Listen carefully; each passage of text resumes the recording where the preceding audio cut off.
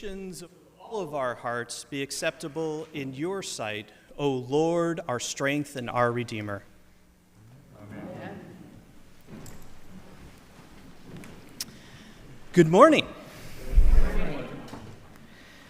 Lent is a season of both challenge and grace.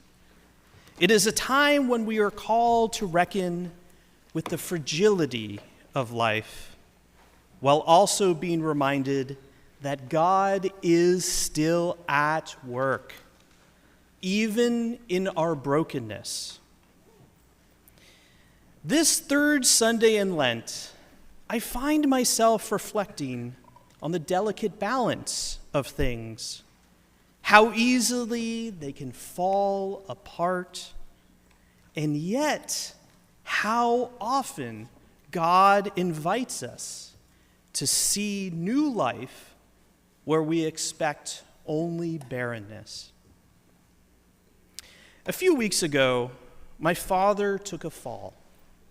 It happened late at night after he had pushed himself too hard in too many things. Determined to do more than his body was ready for, the next day, I found myself in the emergency room with him, watching as doctors ran tests, an MRI, a CT scan, blood work, until we finally got the news.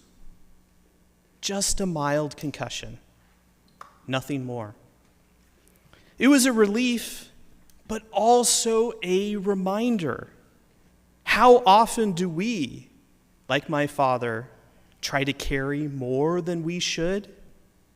How often do we assume we have unlimited time, unlimited strength, only to be stopped in our tracks?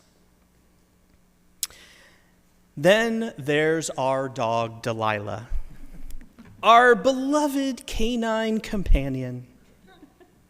What started as a simple romp in the garden came back with a limp, a yelp, and just some Something that we thought might heal in a day or two turned out to be much worse.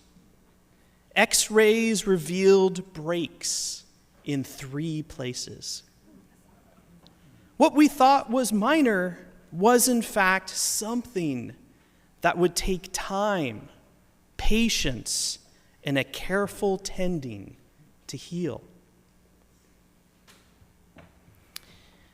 Now I think about the food pantry that I serve at, the community meal on Monday nights at St. Paul's, Benicia.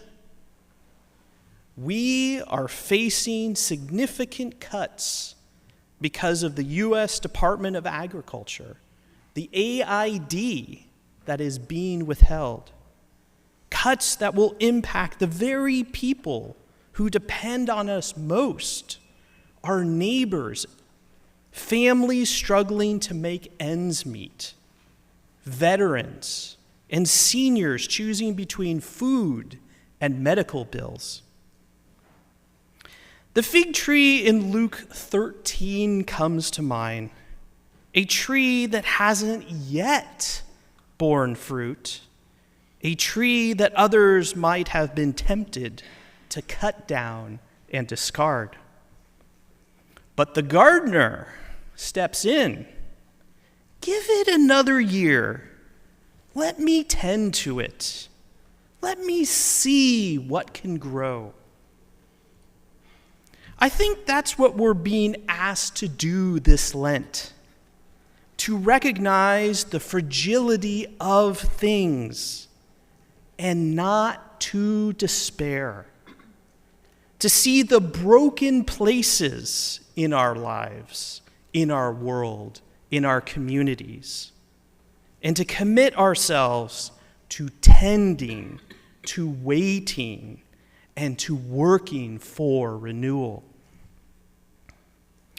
There's this wonderful, simple poem, The Peace of Wild Things by Wendell Berry. And in it, he writes, I come into the peace of wild things, who do not tax their lives with forethought of grief.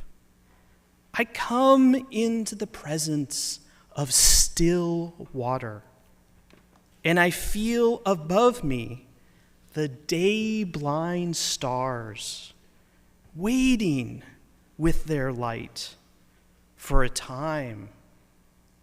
I rest in the grace of the world and am free. Barry's words remind us that even in the midst of uncertainty, we are held in something greater. There is grace even in the waiting.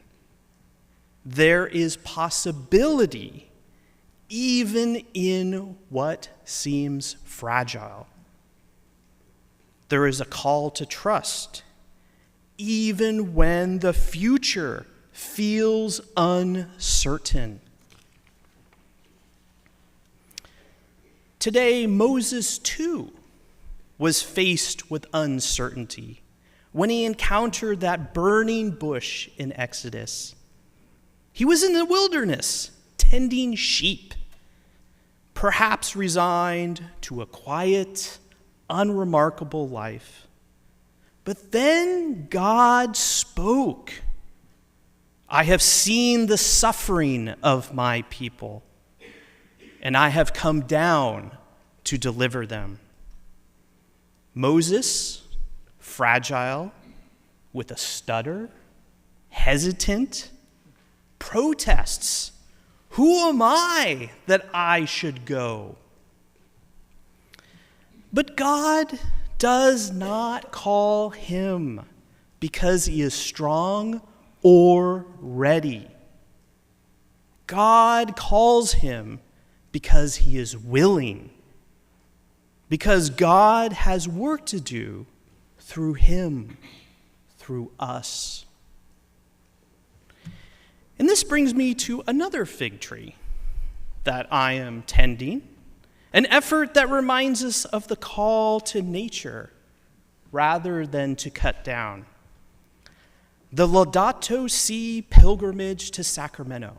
And you're like, Tom, this is an Episcopal parish. We do not say Latin. What are you talking about? In my other work at St. Ignatius Parish in San Francisco, I am taking on the Sisyphusian task of encouraging some of my youth to pilgrimage to the capital on a school day. What started as getting my retirees to go, passionate climate activists with their Mondays off, turned into, why can't I get a few youth to go too? These are students who care deeply about justice, about their future, about the planet. But the leap from caring to action, from belief to stepping into a public square, is not always easy. Maybe it's the logistics of final papers and tests, or just the school day of change and activities. Maybe it's the feeling that their voices won't be heard. And yet, this is exactly the moment that I need to be tending that tree, not cutting it down. On April 6th through 7th, this Laudato Si pilgrimage, in honor of the 10th anniversary of Pope Francis's encyclical on caring for our common home, a group of high school students, maybe even 500 of them, will travel to Sacramento to meet with legislatures about the urgent need for action on climate legislation.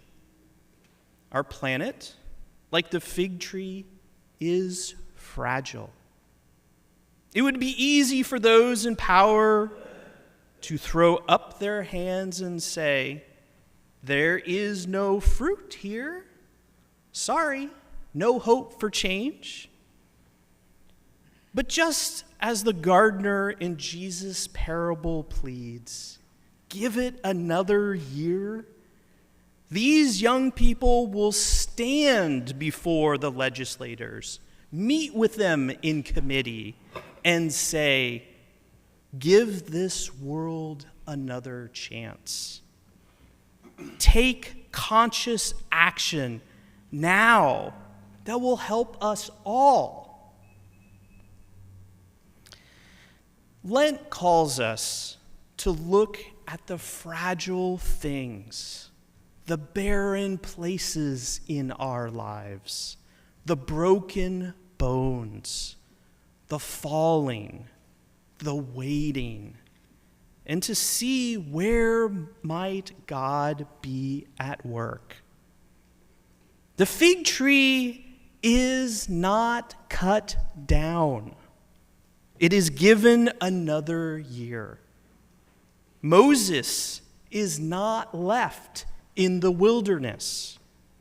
He is called. Wendell Berry's Piece of the Wild Things is not an escape from responsibility, but an invitation to see the grace of the world and act accordingly. This Lent, we are called to tend the fig trees in our own lives, to trust that God is working even in the barren places, to believe that our brokenness is not the end of the story, and maybe even to step forward like Moses, knowing that when we ask, "Who am I?" God responds, "I will be with you."